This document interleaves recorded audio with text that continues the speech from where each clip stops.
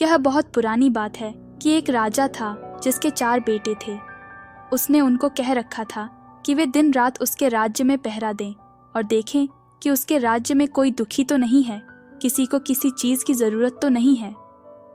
एक सुबह की बात है कि सबसे बड़े राजकुमार को पहरा देते समय एक जोगी मिल गया। वह जोगी एक तालाब के किनारे बैठा हुआ था और उसके पास 4 घोड़े घास चर रहे थे। उसने देखा कि वे घोड़े, जितने भी घोड़े उसके पिता के पास थे, उनसे कुछ अलग ही नस्ल के थे और उनसे अच्छे भी थे।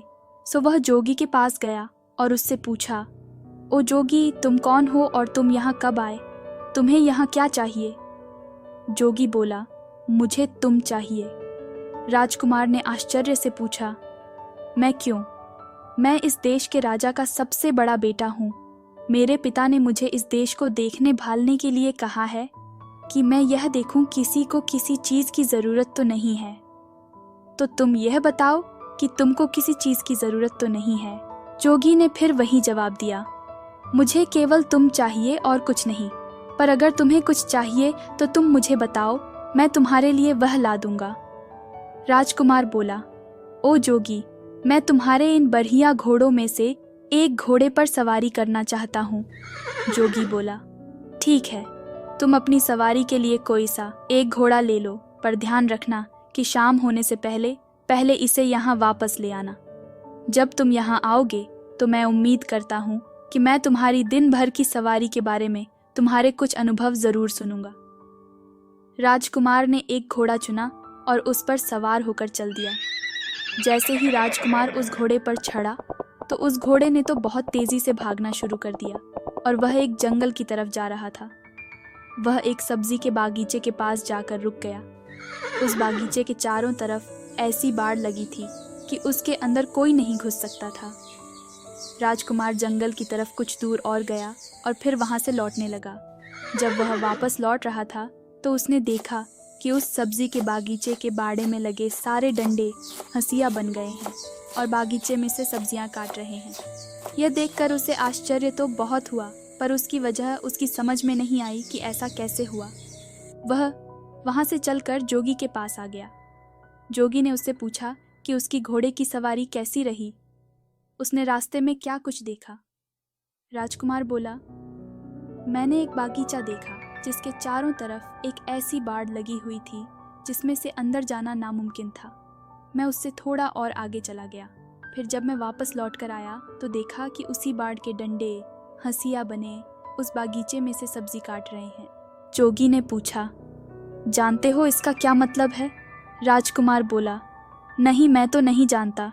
जोगी बोला, नहीं जानते? और तुम्हारे पिता ने तुमको इस राज्य की देखभाल करने के लिए कहा है।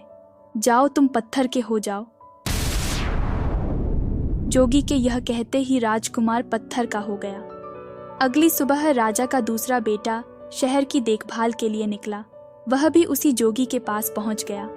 उसने भी जोगी के बढ़िया घोड़े देखे तो वह भी उन बढ़िया घोड़े को देखकर बहुत खुश हो गया। वह भी जोगी के पास रुका और उससे पूछा कि वह कौन है और वहां कहां से आया है।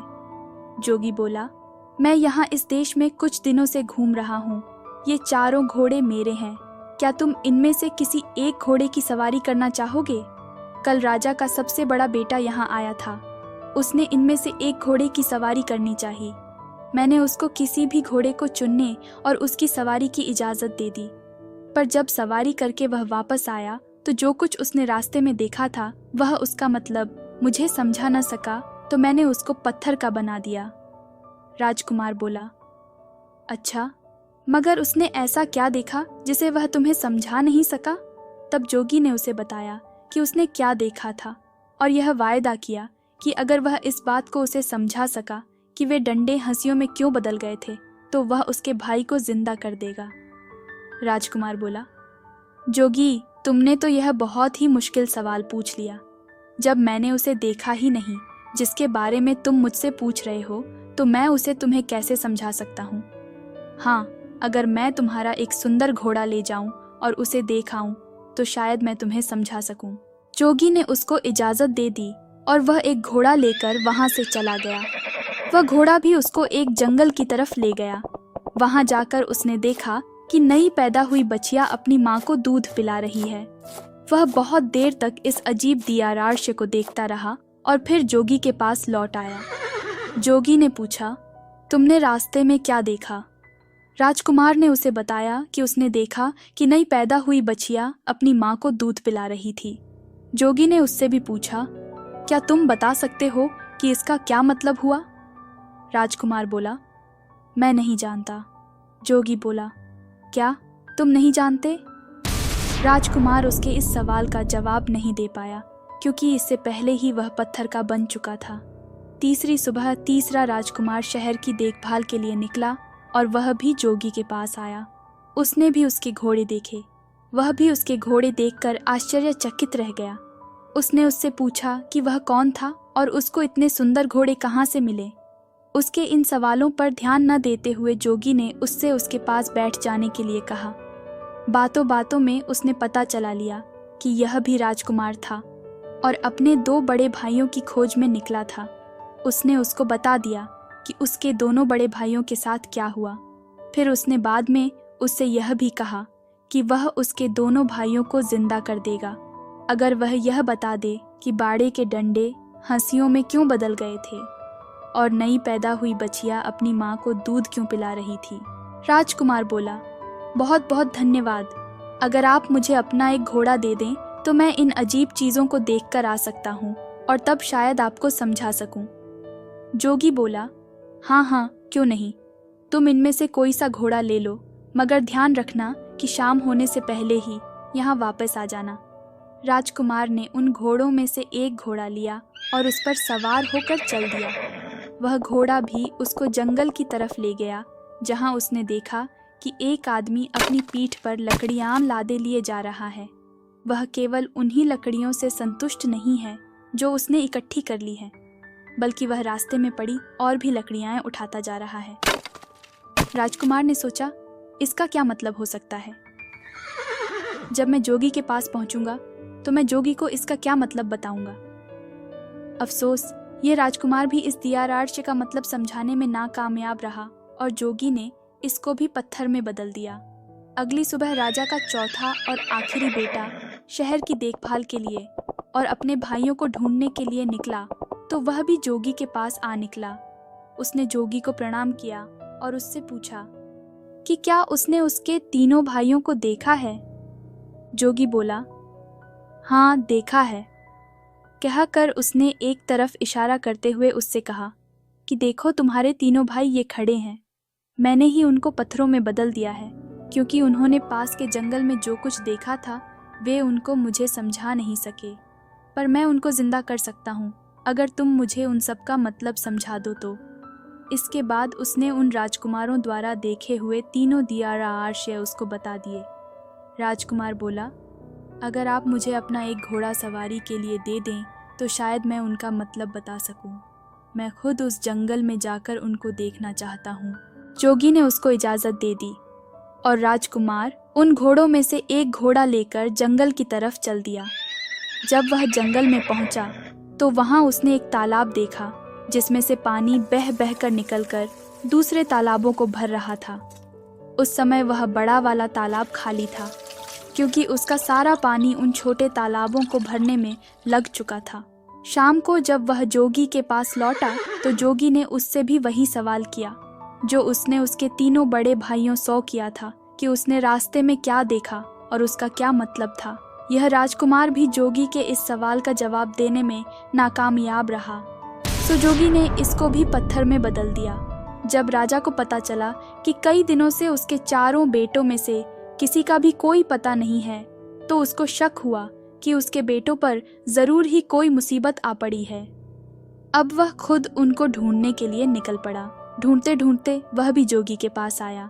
उसने भी जोगी से पूछा, जोगी जी, क्या आपने मेरे चारों बेटों को कहीं देखा है?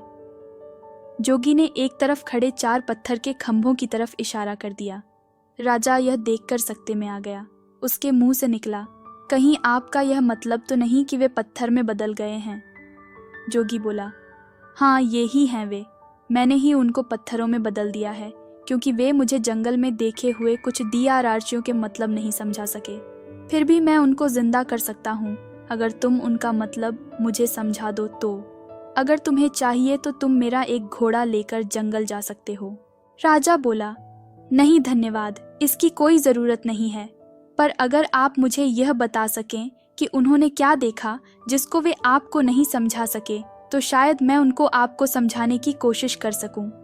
तब जोगी बोला, राजन, तुम्हारे सबसे बड़े बेटे ने जंगल में एक सब्जी का बागीचा देखा जिसके चारों तरफ ऐसी बाड़ लगी थी जिसको पार कर उसके अंदर जाना नामुमकिन था। पर जब वह वहां से लौटा तो उसने देखा कि उस बाड़ के डंडे हंसिए बनकर उस बागीचे की सब्जी काट रहे हैं। इसका क्या मतलब है? राजा बोला, यह एक ऐसे आदमी की तस्वीर है जिसके पास कुछ पैसा सुरक्षा के लिए रखा गया हो, और जब उस पैसे का मालिक अपना पैसा उससे वापस मांगने आया हो तो उस आदमी ने उसके पैसे को या तो कहीं छिपा दिया हो या फिर उसे खर्च कर दिया हो, जिससे कि उस पैसे के मालिक को उसका पैसा न मिल पा रहा हो। जैसे ही राजा ने अपना वाक्य पूरा किया कि उसका बड़ा बेटा उसके सामने जिंदा और तंदुरुस्त खड़ा हो गया।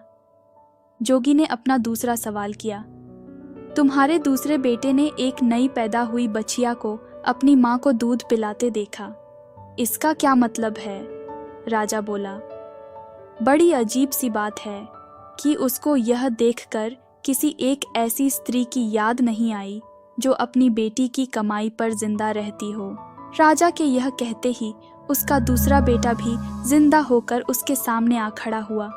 तब जोगी ने अपना तीसरा सवाल पूछा, राजन, तुम्हारे तीसरे बेटे ने एक ऐसा आदमी देखा जो अपनी पीठ पर लकड़ियां लादे लिए जा रहा था। वह अपने उस ढेर से संतुष्ट नहीं था और रास्ते में उसको और जो लकड़ियां मिलती जा रही थीं, वह उनको भी उठाता जा रहा था। इसका क्या मतलब है?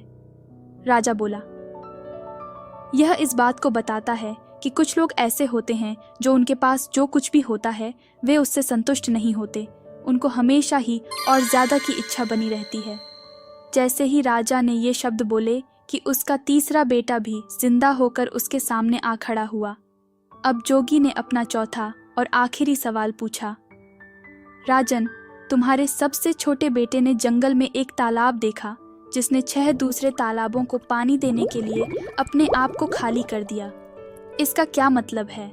राजा बोला, जोगी जी, वह बड़ा तालाब दुनियाओं के उन आदमियों के समान है जो दूसरों को देने के लिए अपना सब कुछ खर्च कर देते हैं, पर बदले में उन्हें क्या मिलता है? कुछ भी नहीं। जैसे ही राजा यह बोला, उसका चौथा बेटा भी जिंदा होकर उसके सामने आ खड़ा हुआ। राजा और उसके चारों बेटे खुशी खुशी अपने महल वापस लौट आए। कुछ समय बाद ही राजा ने अपनी गद्दी छोड़कर अपना राज्य अपने बच्चों को दे दिया और वह खुद जंगल में शांति से रहने चला गया।